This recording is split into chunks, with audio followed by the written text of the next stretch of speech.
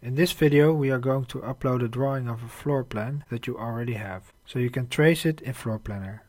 If you have one available, this can speed up your drawing a lot.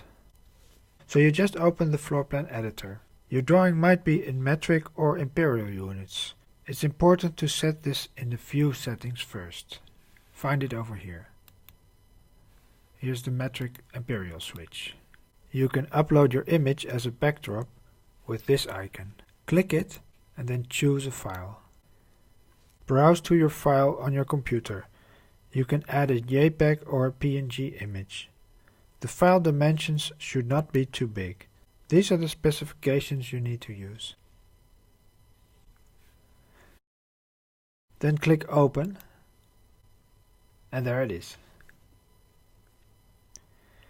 Now the first thing you have to do is scale your drawing, so everything you draw will be in the right dimensions.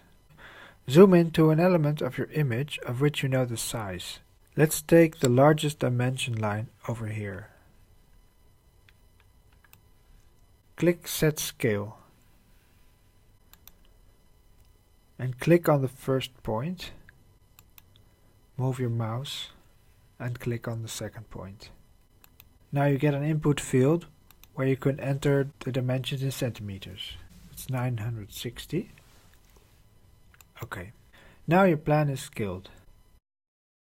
There's some more options here like set visibility, rotation and transparency, but we won't need to use it now.